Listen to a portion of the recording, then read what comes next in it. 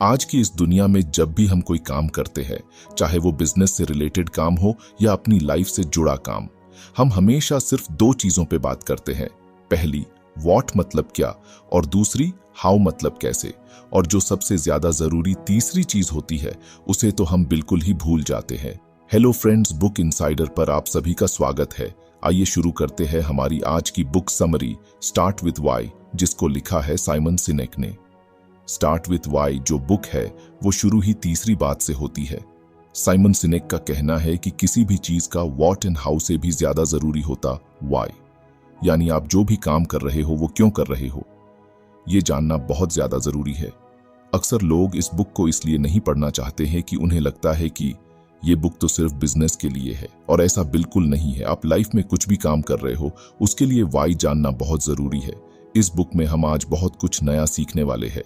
तो आइए शुरू करते हैं पहले चैप्टर के साथ। Chapter 1 starting with why. इस चैप्टर में हम एक गोल्डन सर्किल के कंसेप्ट को समझने वाले हैं, जो हमें बताएगा कि आखिर वाई इतना जरूरी क्यों है। इसी क्या वजह है कि वाई व्हाट और हाउ से भी ज्यादा जरूरी है। जिस गोल्डन सर्किल की हम बात कर रहे हैं उसमें बेसिकली 3 सर्किल बनाए जाते हैं, एक के अंदर एक, जिसमें वाई, हाउ और व्हाट लिखा हुआ होता है। इसमें जो सबसे बाहर का सर्किल होता है वो व्हाट को रिप्रेजेंट करता है। अगर हम किसी कंपनी का एग्जाम्पल ले तो उसका व्हाट होगा उसका कोई प्रोडक्ट या सर्विस। जैसे सैमसंग मोबाइल बनाती है और भी बहुत कुछ बनाती है, तो ये उसका प्रोडक्ट है। या जैसे आप किसी भी कंपनी के सिम में रिचार्ज करते हैं, बदले में वो आपको सर्विस देते हैं, तो इन कंपनियों का जो प्रोडक्ट और सर्विस होती है वो आती है व्हाट में। अब जो दूसरा सर्किल होता है वो होता है हाउ का। मतलब अब ये जो कंपनियां हैं जो प्रोडक्ट या सर्विस बेचती है, उनकी जो भी प्रोसेस होती है बनाने की या सर्विस देने की, या फिर उनकी स्ट्रेटजीज, ये सब चीजें हाउ वाले सर्किल में आती है। और जो आखिरी और सबसे अंदर का सर्किल होता है वो होता है वाई का। मतलब क्यों। इसमें इन कंपनियों का मकसद, बिलीफ, पर्पज छिपा हुआ होता है, जो इन्हें ये काम करने के लिए मोटिवेट करता है। सिनेक ने कई सारी कंपनियों को ऑब्जर्व किया। वो कंपनियां इस सर्किल को बाहर से शुरू करती है। पहले वो व्हाट डिसाइड करती है, मतलब उनको प्रोडक्ट या सर्विस, फिर हाउ और उसके बाद वाई। पर जो असली लीडर्स या कंपनियां होती है वो सबसे पहले इस सर्किल को अंदर से शुरू करती है। वो लीडर्स सबसे पहले वाई का पता लगाते हैं। वो सबसे पहले उनके पर्पस और बिलीफ का पता लगाते हैं, क्योंकि उनका बिलीफ ही उन्हें वो काम करने के लिए मोटिवेट करता है और उनकी आइडेंटिफिकेशन का भी काम करता है। इस पॉइंट को समझाने के लिए सिनेक एक बहुत ही अच्छा एग्जाम्पल देते हैं, जो कि हिस्टोरिकल एग्जाम्पल है Wright brothers and Samuel Pierpont Langley का। लैंगली अपने टाइम का जाना माना इंसान था। इनका एक ही मोटिव था, वेल्थ और फेम पाना। ये अपने टाइम में फेमस और पैसा पाना चाहता था। बल्कि दूसरी तरफ Wright brothers, Orville and Wilbur, इनका एक ही बिलीफ था, वो था ह्यूमन फ्लाइट, यानी इंसान को कैसे भी उड़ाना। इन्होंने इसी को अपने जीवन का अटूट पर्पस बनाया। लैंगले के पास पैसों की कोई कमी नहीं थी और राइट ब्रदर्स के पास तो इतना पैसा भी नहीं था, पर असल में 1903 में पहली बार राइट ब्रदर्स ने ही उड़ान हासिल की। पर जो लैंगली और राइट ब्रदर्स के बीच मेन डिफरेंस है वो है राइट ब्रदर्स के लिए व्हाट और हाउ इतना जरूरी नहीं था। लैंगली के पास क्लियर एडवांटेज था, उसके पास रिसोर्सेज की भी कोई कमी नहीं थी। पर जो सबसे क्रूशियल पॉइंट है वो है कि राइट ब्रदर्स ने शुरू किया क्रिस्टल क्लियर वाई के साथ। उनके सामने कई सारी चुनौतियां आई, पर उनके पैशन के आगे टिक नहीं पाई। और ये इसलिए मुमकिन हो पाया क्योंकि उनका वाई उनके लिए ज्यादा इंपॉर्टेंस रखता था। ये हिस्टोरिकल एग्जाम्पल हमें इसी चीज को समझाने की कोशिश कर रहा है। सिनेक भी सिंपल सी बात समझाने की कोशिश कर रहे हैं। वाई की क्लियर समझ ही हमें सक्सेस दिलाने के लिए इंपॉर्टेंट है। और ये थियरी इस बात को भी इंपॉर्टेंस देती है कि सक्सेस पाने के लिए सुपीरियर प्रोडक्ट और सारे रिसोर्सेज से ज्यादा जरूरी होता है वाई को पहचानना। सिनेक ये कहते हैं कि जो लोग वाई के साथ शुरू करते हैं, लोग उनके साथ ज्यादा कनेक्ट कर पाते हैं। उनके पास एक यूनिक ताकत होती है लोगों के साथ इमोशनली कनेक्ट करने की, और वही जो इमोशनल कनेक्शन होता है वो लोगों को लॉन्ग टर्म तक उस कंपनी या ब्रांड से जुड़ा हुआ रखता है। सिनेक अपनी बात को अच्छे से समझाने के लिए एक प्रिंसिपल के बारे में बताते हैं, जिसे कहते हैं law of diffusion of innovation. इस लॉ की मदद से लोगों को उनके नए आइडिया और चीजों को अडॉप्ट करने के बेस पर हम अलग अलग ग्रुप में बांट सकते हैं। पहले होते हैं इनोवेटर्स, दूसरे होते हैं अर्ली अडॉप्टर्स, तीसरे होते हैं अर्ली मेजॉरिटी, चौथे होते हैं लेट मेजॉरिटी और लगार्ड्स। सिनेक बताते हैं कि जो इनोवेटर्स और अर्ली अडॉप्टर्स होते हैं वो वाई की डीप अंडरस्टैंडिंग से मोटिवेटेड रहते हैं। अगर आपको हमारी बुक समरी अच्छी लग रही है तो बुक इनसाइडर को सब्सक्राइब करना न भूलें। वो लोग उस पर्पस, कारण या बिलीफ की ओर ज्यादा अट्रैक्ट होते हैं जो उस प्रोडक्ट या आइडिया का बेस है, और दूसरी तरफ बाकी सारे ग्रुप के लोग होते हैं उनके लिए पर्पस इतना मैटर नहीं करता, बल्कि वो किसी भी प्रोडक्ट के प्रैक्टिकल यूज, उसके फीचर या उसके बेनिफिट से इन्फ्लुएंस होते हैं। ये जानकारी बहुत ज्यादा क्रूशियल है किसी भी ऑर्गेनाइजेशन के लिए जो सक्सेस पाना चाहता है। वाई से शुरू करके लीडर्स ब्रॉडर ऑडियंस को अपील कर सकते हैं, और जो अर्ली अडॉप्टर्स हैं उनका मार्केट कैप्चर कर सकते हैं जो आपके लिए ज्यादा इंटरेस्ट और लॉयल्टी दिखाएंगे। ये चैप्टर कम्युनिकेशन के न्यूरोलॉजिकल एस्पेक्ट पर भी बात करता है। सिनेक हमें लिम्बिक ब्रेन के बारे में भी बताते हैं जो कि हमारे इमोशन, ट्रस्ट और डिसीजन मेकिंग में बहुत जरूरी होता है। ब्रेन का ये हिस्सा वाई से शुरू होने वाले क्वेश्चंस को स्ट्रांगली रिस्पॉन्ड करता है क्योंकि ये हमारे इमोशन को इफेक्ट करते हैं। और अगर हम इसके अलावा नियोकॉर्टेक्स की बात करें तो ये हमारी लैंग्वेज, एनालिटिकल थॉट और ह्यूमन बिहेवियर को ज्यादा इन्फ्लुएंस करता है। ये जो न्यूरोलॉजिकल पर्सपेक्टिव सिनेक ने यूज किया ताकि इसका साइंटिफिक प्रूफ भी मिल सके, यानी वो बताए है कि अगर कोई मैसेज वाई से शुरू हो रहा है तो लोग उससे ज्यादा डीपली कनेक्ट कर पाते हैं। जब कोई भी कंपनी या लीडर अंदर से बात करते हैं या जब वे अपने बिलीफ से बात शुरू करते हैं, जिससे लिम्बिक ब्रेन एक्टिव हो जाता है और विश्वास और कनेक्शन की भावना को बढ़ावा देता है। और जो नियोकॉर्टेक्स है वो व्हाट और हाउ की इंफॉर्मेशन को प्रोसेस करता है और डिसीजन और बिहेवियर के लिए रिस्पॉन्सिबल होता है। न्यूरोसाइंस सिनेक की थीसिस में गहराई से इफेक्ट करती है क्योंकि इससे हम हमारे ब्रेन के बारे में भी अच्छे से समझ सकते हैं। Chapter 2, the power of why. इस चैप्टर में हम बात करेंगे उस पावर के बारे में जो किसी कंपनी या किसी एक इंसान को भी इंस्पायर कर सकती है। हमने ऑलरेडी पहले चैप्टर में साइकोलॉजिकल इंसाइट के बारे में बात कर ली है। वाई की पावर को दिखाने के लिए सिनेक एक एग्जाम्पल देते हैं। सिनेक ने मार्टिन लूथर किंग जूनियर और सिविल राइट्स मूवमेंट की कहानी शेयर की। किंग ने और उनके एक मिनिस्टर ने सिर्फ सपना ही नहीं देखा, बल्कि न्याय, समानता और बेहतर भविष्य को पाने में उनका एक गहरा विश्वास भी था। उन्होंने एक आई हैव अ ड्रीम नाम की स्पीच दी थी। इसमें सिर्फ पॉलिसी प्रपोजल या स्ट्रेटेजिक प्लान ही नहीं थे, बल्कि उसमें उनके सारे कोर बिलीफ और उन्हें फॉलो करने वाले लोगों की आकांक्षाएं भी थीं। सिनेक ने किंग के पर्सपेक्टिव को बाकी दूसरे लीडर्स के पर्सपेक्टिव से कंपेयर किया और सिनेक ने पाया कि दूसरे लीडर्स के पास तो किंग से भी ज्यादा पॉइंट्स थे, स्ट्रेटेजी थी, फिर भी आखिर लोग किंग की तरफ ज्यादा क्यों थे बाकी लीडर्स के कंपैरिजन में। तो इसकी वजह सिनेक बताते वो है वाई से शुरू करना की कैपेसिटी ने उन्हें बाकी लीडर्स से अलग कर दिया। उनका मैसेज जाति धर्म से ऊपर उठकर लोगों के इमोशन के साथ जुड़ा रहा। किंग के पर्पस के साथ जुड़कर लोगों ने न सिर्फ आंदोलन में साथ दिया, बल्कि वे अपनी वैल्यू और बिलीफ शेयर कर रहे थे। जो लीडर्स वाई से शुरू करते हैं वो दूसरों को भी एक्शन लेने के लिए इंस्पायर करते हैं और लॉयल्टी को भी बढ़ावा देते हैं। आगे सिनेक एक टेस्ट का एग्जाम्पल देते हैं। वो कहते हैं कि कोई कंपनी जो सिर्फ अपने प्रोडक्ट के बेनिफिट्स पर फोकस करती है उसे सेल करने के लिए बिना उसी कोर वैल्यू को बताए, क्योंकि कोर वैल्यू ही लोगों को कनेक्ट करती है उस प्रोडक्ट के साथ भी और उस कंपनी के साथ भी। मान लीजिए कोई कंपनी टमाटर बेचती है। एक कंपनी उस टमाटर के फ्रेशनेस को दिखाती है जो कि है व्हाट। दूसरी तरफ एक कंपनी इसी टमाटर को हेल्थ के बेनिफिट बताकर और ऑर्गेनिक फार्मिंग के टमाटर बेचती है जो कि है वाई। अब जो दूसरी तरफ की कंपनी है वो टमाटर के कोर वैल्यू पर फोकस कर रही है। कई कंपनियों के लिए ये एक टूल की तरह काम करता है जो उनकी मार्केटिंग स्ट्रेटजी में बहुत मदद करता है। ये टेक्निक किसी भी प्रोडक्ट को बेचने से ज्यादा उसके कोर बिलीफ के बारे में बात करने के लिए कहती है, जिससे ऑडियंस के साथ कनेक्शन बन सके।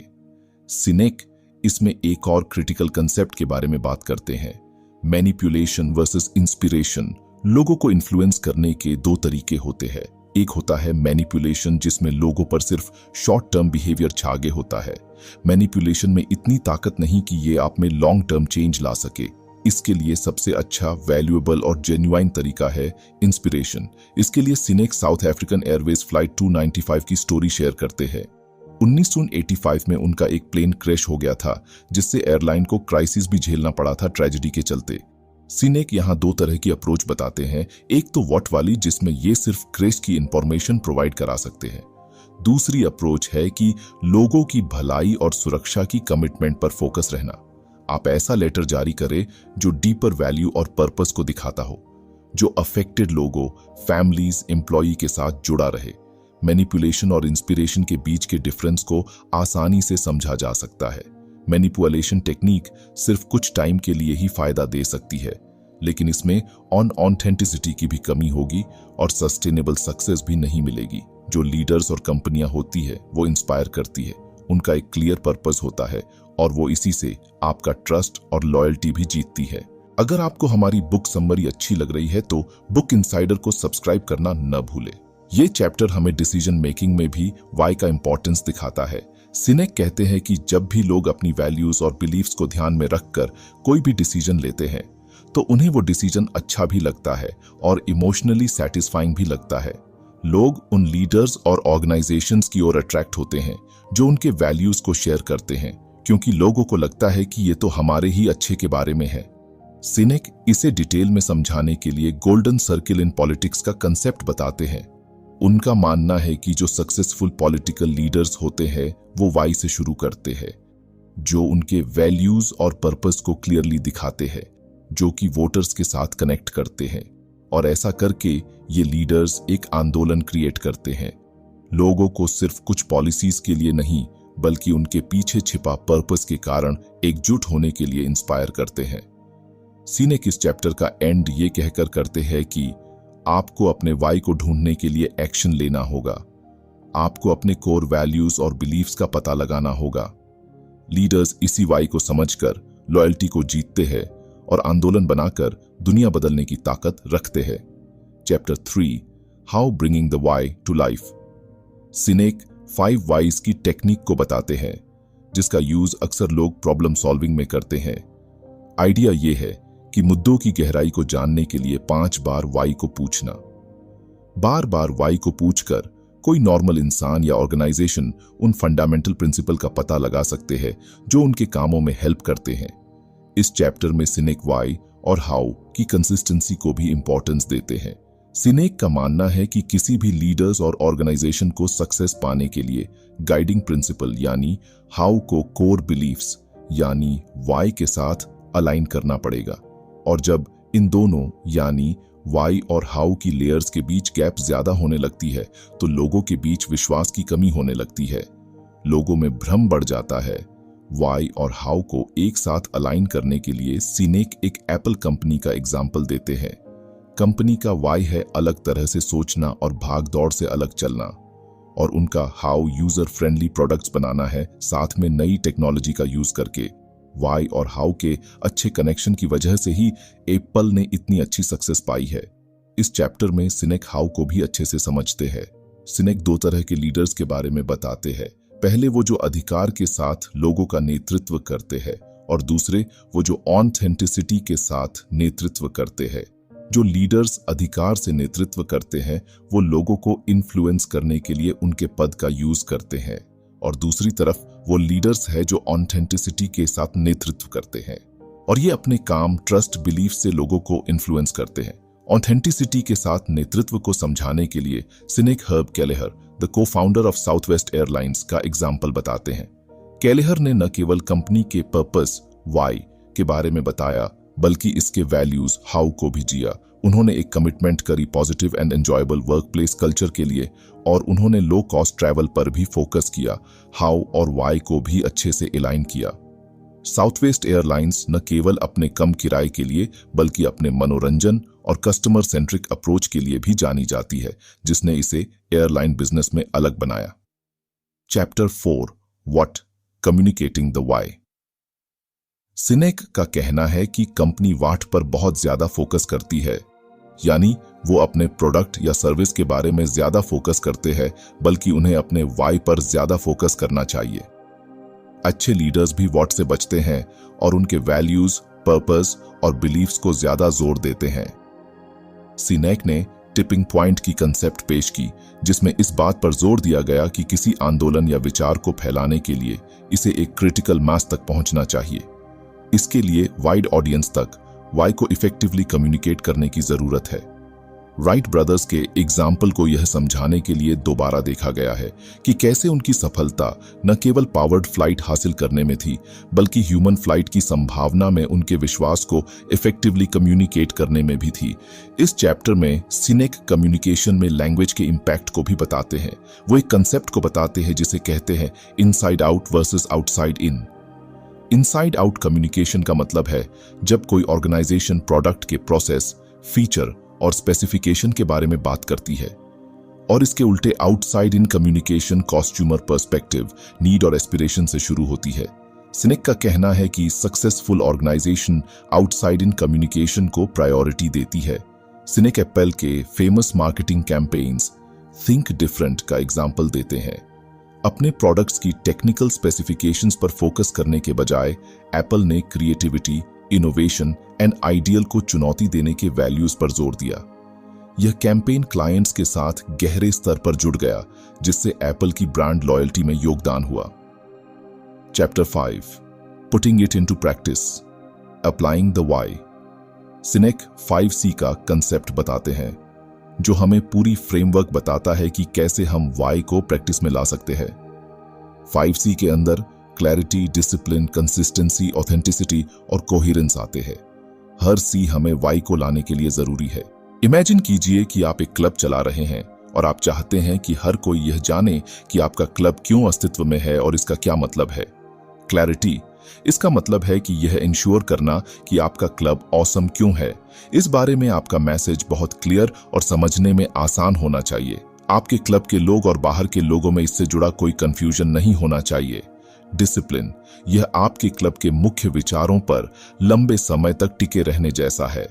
भले ही चीजें मुश्किल हो जाएं या लोग चीजों को अलग तरीके से करने का सुझाव दें, आप अपने क्लब के पर्पस के प्रति सच्चे रहते हैं। कंसिस्टेंसी, इमेजिन कीजिए कि यदि आपके क्लब में सुपर फ्रेंडली होने जैसी कोई अच्छी थीम होती। कंसिस्टेंसी ये सुनिश्चित करने के बारे में है कि आपका क्लब जो कुछ भी करता है, जैसे क्लब के अंदर आप एक दूसरे से कैसे बात करते हैं से लेकर आप दूसरों को इसके बारे में कैसे बताते हैं तक, यह हर समय एक ही शांत एनवायरनमेंट जैसा है। ऑथेंटिसिटी, ऑथेंटिक होने का अर्थ है वास्तविक और सच्चा होना। अपने क्लब में यदि आप कहते हैं कि आप पूरी तरह टीम वर्क के बारे में हैं, तो आप वास्तव में उसी तरह काम करते हैं। यह सिर्फ एक शो नहीं है, आपका क्लब वास्तव में ऐसा ही है। ये ईमानदारी लोगों को आपके क्लब पर भरोसा करने में मदद करती है। कोहेरेंस, अपने क्लब में हर चीज को एक पजल की तरह एक साथ फिट करने के रूप में कोहेरेंस के बारे में सोचें। लीडर्स, आप जिस तरह से काम करते हैं और आप अपने क्लब के बारे में कैसे बात करते हैं, यह सब समझ में आना चाहिए और साथ मिलकर काम करना चाहिए। यह आपके क्लब को मजबूत और एकजुट बनाता है। तो सरल शब्दों में, ये सुपर क्लियर होने, आपके क्लब में जो विश्वास है उस पर कायम रहने, हमेशा उन बिलीव्स के हिसाब से काम करने, वास्तविक होने और ये इंश्योर करने के बारे में है कि आपके क्लब में सब कुछ एक साथ समझ में आता है। इस तरह आपका क्लब इसमें शामिल सभी लोगों के लिए एक शानदार और भरोसेमंद जगह बन जाता है। तो फ्रेंड्स, ये थी हमारी आज की बुक समरी। आपको कैसी लगी कमेंट करके जरूर बताएं और धन्यवाद आपका समरी एंड तक सुनने के लिए।